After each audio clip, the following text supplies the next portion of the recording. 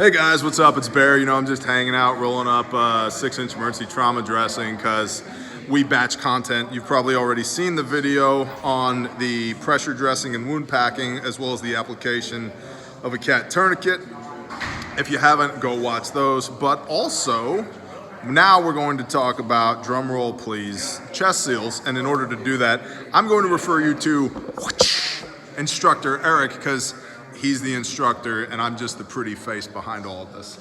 All right, talk to me about chest seals. All right, so we're talking about chest seals. We're looking at sucking chest wounds. So any wound in the chest between the belly button and your collarbone.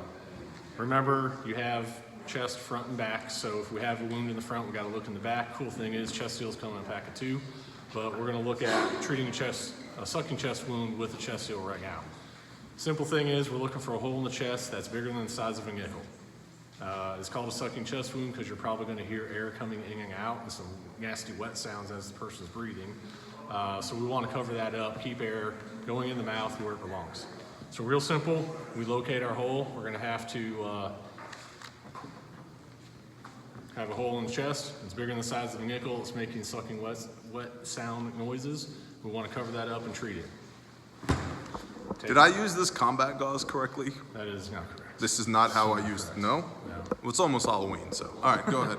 All right, so we have our HyFin Chest Seal, comes in our bear pack. Simply tear it open. Maybe I should camera guy harder. Camera guy, there we go. Why does it have that little piece of gauze on there? Comes with a little piece of gauze if we need to wipe a little bit of blood or any wet stuff away. Right. As always, if it's wet and it's not yours, don't touch it, so this would be a good time to put gloves on. Understood. It's real awesome. They have a red tab. You pull the red tab. You have the person exhale, and we seal it up. Good job. Why am I having the person exhale? Talk to me about that. So think about our diaphragm moving up and down creates pressure, a negative pressure, which allows air to move in and out. Right. So when we exhale, it's crazy. The positive pressure pushing the air out, so we're not trapping extra air inside. Got it. So we seal the chest wound, the person's good to go. Now what we got to look out for though is in 10-15 minutes, if they have an injury in their lung, they could be spilling air out of their lung into the chest cavity, creating a tension pneumothorax, real fancy word, right, for air and pressure inside the chest cavity, which is going to collapse the lung, make it hard to breathe. But since we created the problem, we can fix it By burping it. We're going to burp it like Tupperware. So we pull it back. You may hear a little rush of air, a little pop of air. Yep. Have them take 2 or 3 breaths in about 10 seconds. Have them exhale.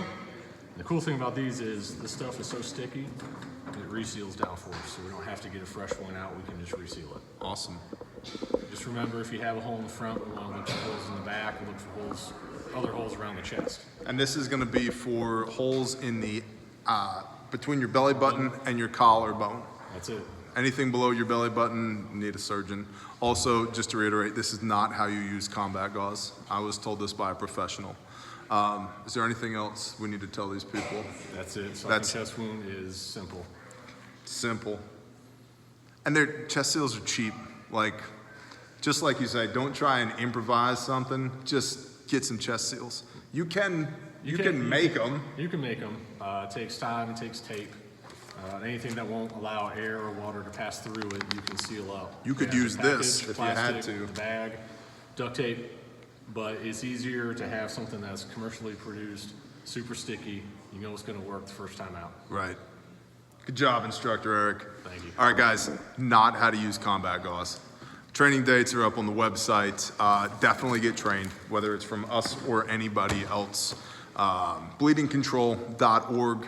We go into stuff more than just what you can find at bleedingcontrol.org in our 4-hour civilian classes. And then we have some 8-hour civilian classes coming up. We also have some 8-hour law enforcement classes coming up. And we're putting together a wilderness medicine curriculum as well, where you will 100% learn that this is not how you use combat gauze.